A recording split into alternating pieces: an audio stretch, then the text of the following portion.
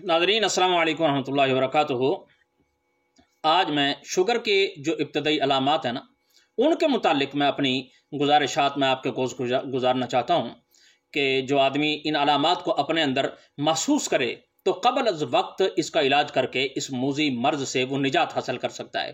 पहले ये बात समाअत फरमा लें कि सेहतमंद इंसान के खून के अंदर इशारिया 10 से लेकर इशारिया 15 तक ये शक्कर मौजूद होती है और ये बदन की ज़रूरत होती है।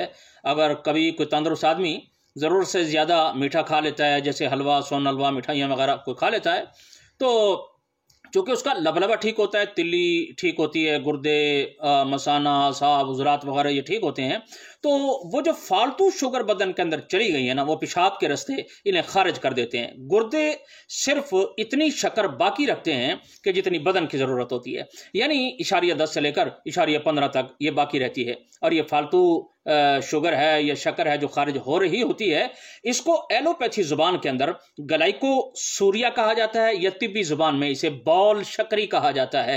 और ये मर्ज़ के अंदर शामिल नहीं है, ये आर्जी चीज़ होती है इसमें पेशाब भी इंसान को ज़्यादा नहीं आता। अगर कोई आदमी शुगर के मर्ज़ में मुब्तला होता है तो खून में शक्कर जो होती है, ये मीठा जो होता है, ये मिकदार में अगर इस कदर बढ़ जाए कि यानी फ़ी हज़ार एक हिस्सा या फ़ी हज़ार 1.5 हिस्सा होने की बजाय वो 2 हिस्से हो जाए या 3 हिस्से हो जाए, 4-5 हो जाए, तो ये जब ग्लूकोमीटर से ये चेक किया जाता है तो ये जो शुगर होती है ये बताएगा ग्लूकोमीटर के 200 शुगर हो गई, यानी 2% बढ़ गई, 2% नहीं, 2000 में से 2 हिस्सा बढ़ गई, तो ग्लूकोमीटर बताएगा कि ये 200 शुगर है, 3 बढ़ गई तो 300 शुगर है, 4 है तो 400 बताएगा, 5 है तो 500 बताएगा। जबकि इशारिया 10 से लेकर इशारिया 15 तक, यानी 100 से लेकर 150 तक ये शुगर होनी चाहिए थी। अच्छा, शुगर के मरीज का अगर मीठा बंद भी कर दिया जाए ना, तो तबीयत मुदबरा बदन, चर्बी और गोश्त के जो अज़ा होते हैं उनको ये तहलील करके नाकिस शक्कर बनाकर ना ये खारिज करने लगती है। इस दौरान जो है पेशाब में कच्चे रसूब और एसीटेन वगैरह के जो एसीटोन वगैरह के जो मुरक्कबात होते हैं वो बनकर खारिज होने लगते हैं, जिससे बदन इंसान का कमज़ोर होने लगता है, जो वज़न होता है वो कम हो जाता है, जिस्म जो है वो पिलपला होना शुरू हो जाता है, और जो मर्दाना कुव्वत होती है ना, ये आहिस्ता आहिस्ता इंसान की कम होती चली जाती है। सूरत इंजाल की जो शिकायत होती है ये पैदा हो जाती है, जो मनी होती है पतली हो जाती है। इब्तदाई अलामात में ये जो प्यास होती है ना, ये ज़्यादा लगती है, पेशाब बार बार और मिकदार में ज़्यादा आने लगता है, और बाज़ औक़ात लेबॉरेटरी टेस्ट भी शुगर नॉर्मल बताता है, वो कहता है शुगर नहीं है, मगर ये अलामात फिर भी उसके अंदर मौजूद होती हैं। ख़ास तौर पर खाना खाने के बाद प्यास ज़्यादा लगती है, और वो जब तक ये खाना हज़म नहीं होता प्यास लगती रहती है। अच्छा, खाना हज़म हो जाता है, प्यास कम होती है, तो फिर पेशाब का जो सिलसिला होता है ना ये शुरू हो जाता है। अच्छा, ये पेशाब ये दिन को आम तौर पे ज़्यादा आता है, और जो रात का वक्त होता है ये इसमें कम आता है। मरीज़ यही समझता है कि मुझे कोई शुगर नहीं है, लेकिन उसका जो मरीज़ होता है वो रोज़ बरोज़ कमज़ोर होता चला जाता है, और ज़्यादा पानी पीने के बावजूद भी वो यही कहता है कि मेरा मुंह खुश्क रहता है। ये मुंह की खुश्की वो हर बार बताता है, और प्यास जो होती है वो ज़्यादा बढ़ जाती है, और भूख भी फिर इंसान को ज़्यादा लगना शुरू हो जाती है।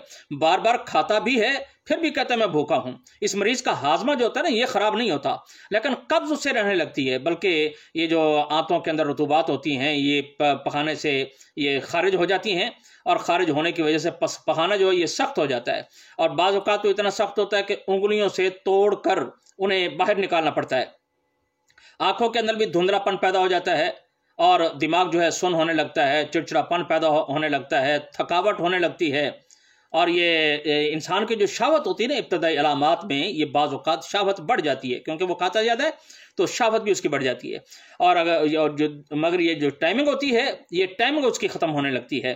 किसी बात पर वो सोचो विचार करने बैठ जाए तो वो जिस्म उसका थक जाता है, ऐसा पता चलता है जैसे बहुत सारा काम किया है, हालांकि काम वगैरह कुछ भी नहीं होता।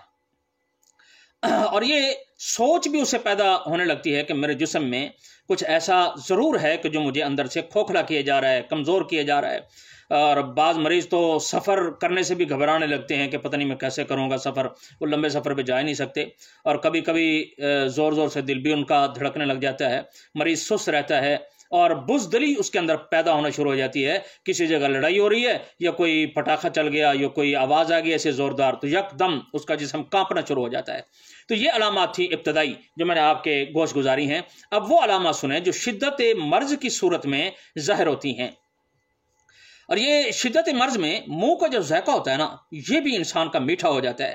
یہ اگر کوئی آدمی ساتھ بیٹھا ہے نا، یہ ایک مریض کے، شوگر کے مریض کے ساتھ بیٹھا ہے، تو اس کے منہ سے جو سانس نکل رہی ہوتی ہے اس میں بھی مٹھاس کی بو آتی ہے. اس کے جو پسینہ ہوتا ہے، پسینے سے بھی مٹھاس کی بو آنے لگتی ہے. اور وہ پیشاب جب کرتا ہے تو اسے اپنے پیشاب میں گنے کی رس کی بو آنے لگتی ہے. پیشاب میٹھے پانی کی طرح وزنی ہوتا ہے، اور مٹھاس کی وجہ سے اگر پیشاب ایسی جگہ کیا جائے جہاں پیشاب پڑا رہ جائے، مثلا عام کھلی زمین پہ، تو اس کے ارد گرد چیونٹیاں بھی اکٹھی ہونا شروع ہو جاتی ہیں.